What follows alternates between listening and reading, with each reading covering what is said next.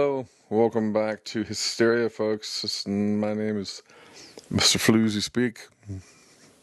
That is a whole tale, by the way, if anyone wants to know that one. Anyways, Dan Rockwell here. Yeah, that's right. And we're looking at our Gen 48, the third edition, the submission, our film submission, which has actually kind of been on my mind for a while because I sort of tapped into all this fun sort of, kind of Johnny Mnemonic. What's that world look like where you got to go and like navigate the internet and find like the stuff you need? Yeah, this is kind of a hacking in experience, and this is a runner, a person who does this. All of us are doing this right now. We don't necessarily see and have the strap on if this is going on, but yeah, our glasses are getting smaller and smaller every day. Anyways, this is the copy protection. The idea is this person kind of arrives, but also copy protection kind of arrives as well. Copy protection for me is sort of an ode to my youth. I got my first computer, I think, when I was in the late 80s. My father had an IBM PC, and of course, personal computing had just sort of begun. He used it in university a lot, and I got to see sort of all the other stuff. And there was some crazy gear, man. We had some fun stuff back then. Crazy modified 8mm, 35mm cameras that were all tricked out with different mods and stuff. And didn't really get exposed to filmmaking until later on in life, but I really enjoyed it. Video edit, production. It's just video production. I don't know where we get all the fancy words for it, but whatever. Okay, let's do it. First of all, let's zero out our sound so that we can kind of talk over some things. All right. We have interesting logo, bam, bam, bam, bam, bam, and then we have this little thing explode. What is up with that? That's like a studio logo kind of thing. You like watch Lionsgate or like all these stupid logo animations of what the studio is before you watch the show. That's what that was. That's the name of the studio. I have this studio with a bunch of friends. Yeah, we'll decide what that is. And then that animation in the background, that was something that I got Runway to do. It was weirdly commercial, though. It was like an effect that knew exactly how to sort of make things look like and appear so you could insert the right word, the word in there. Runway is kind of conflicted between what it thinks you want, what it knows that has to deliver to whatever team is asking for that. And at the same time, it is a junior film making sort of course creation tool. It's a festival that kind of celebrates that. Now, the requirements of the festival always kill me because they don't work in the way you do ideas and stories. You know what I mean? We're doing things that no one else would agree to. You know what I mean? Francis Ford Coppola, all these other fuckers. No, they would, this is interesting, but not our way. They would like walk off the stage, right? But, and I don't know if I did adhere too well. I didn't want to think about the requirements. I spent almost half a day thinking about the requirements and not really getting to what I wanted to do. And that's a telling sign.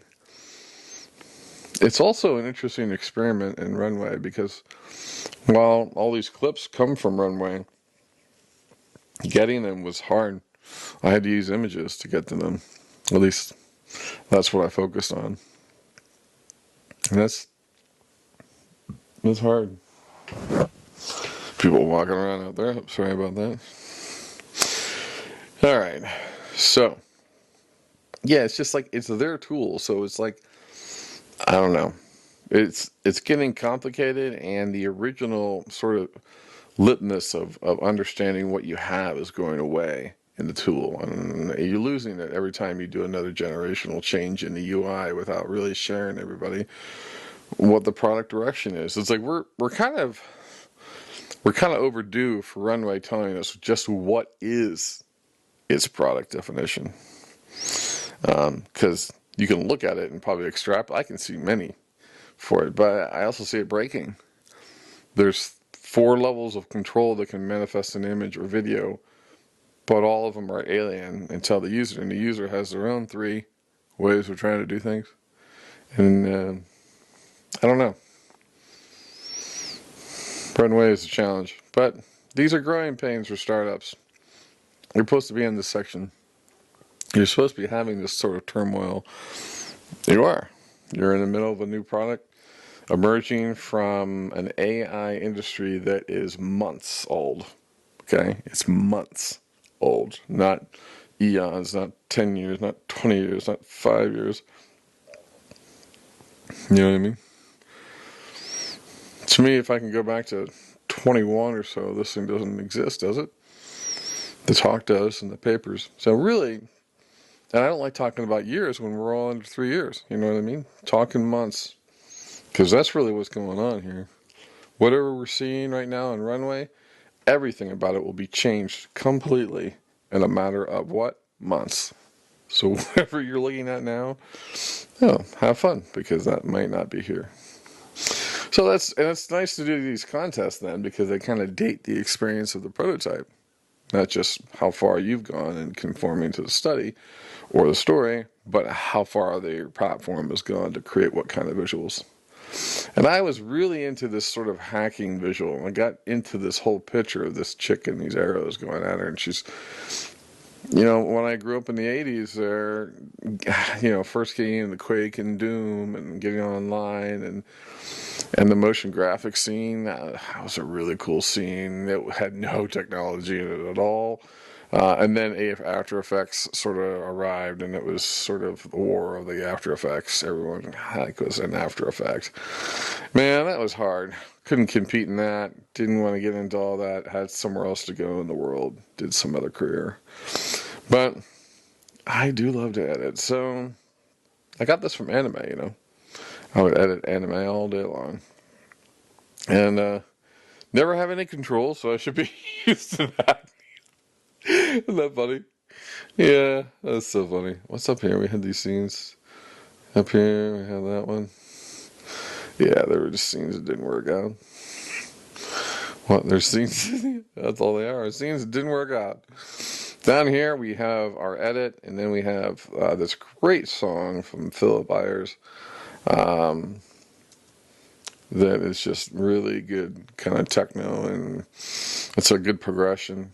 You got some samples down here. These are samples I recorded, usually in QuickTime and then saved out. Sometimes I would record right on the track, but not always. Have to get used to that. There's a song down here called Nightmares into Next, and this is a track I did myself, part of my techno music stuff. I have it kind of, it doesn't really need to be here, but the more I listened to it, the more I was fine with it, because it doesn't really creep up on this track that much. And then when you do hear it, there's good places for it, like in the black here, and also the transition points when it sort of fades off. Comes back up again here, Nightmares into the Next for the ending. We just really cut right into it, and it's kind of hidden in these tracks until you see it, along with narration. I did all the voice narration this time around just because I thought I could using 11 Labs and a couple tools, but man, 11 Labs UI has changed 700 times since we've used it, and it's really, I don't know. It's whatever it wants to be, and I've moved on. That's the way I feel like sometimes. I'll come back when I got to use it, but I'm not ready to endure it, and it surely didn't arrive for this edit. We just had our own protocol we were going to go with. Yeah, listen with I like that. No audio right now. We go Hysteria Runner. We're cutting into lots of interesting footage that we got out of Runway. These are all like scenes of like hacking or that giant mnemonic kind of stuff, I'm in, Lawnmower Man, I'm in. That kind of stuff. Really cool though. I love the light on the horizon. I love the digital city. This is something that I'll experience when I log in one day. I will go through an experience like that. I want to see that. This is a reality. You know what I mean? Another great one, separation from your body and your brain. That's kind of be happening. Everybody sees themselves as this with the third eye growing, right? Back down into the server compute area. Checking out copy protection girl who definitely sees you coming in the door. Copy protection's coming after you. That's the general premise. This was a great shot. These pieces with her and how it worked out really worked well, and that was off. These are all off of images. None of these are prompts. These are all prior images that I had, and then asked it to go and extrapolate. Makes some of them really wild. Like, where did you get that one? That one really changed up to everything. I love bleeding across that. And that's definitely a Johnny Mnemonic kind of thing. Takes that HD that we saw before and just go, go, go. Kind of cool. Cut into another interface part of the experience. And back to her again. More data intrusion. And you got this serene scene where she's just basically absorbing all understanding. Like she's just ripped apart, stuff, or she's on the way. Powerful. I like this jerk on kind of scene where the guy is kind of in a Tron, cut through and he's gonna move along.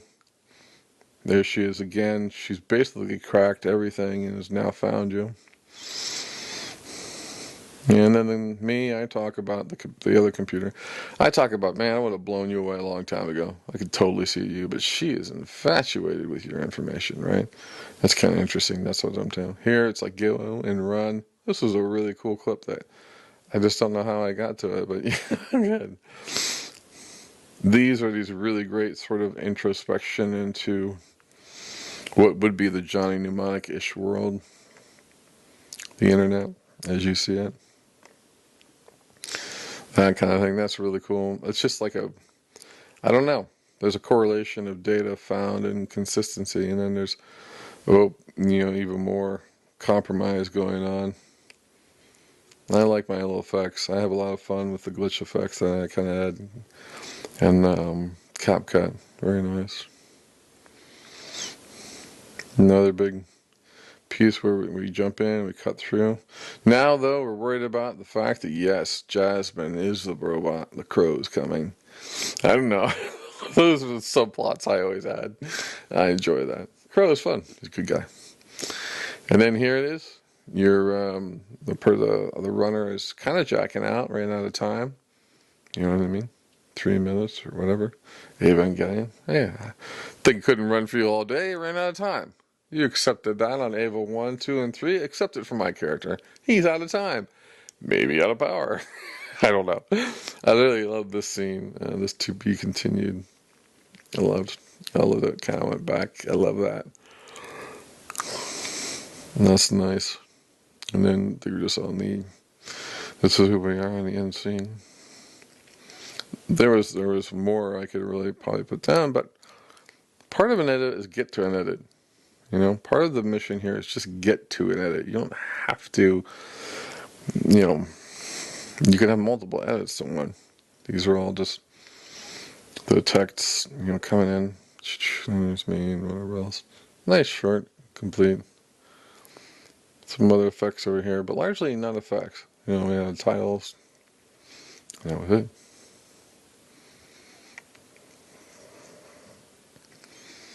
Pretty straightforward.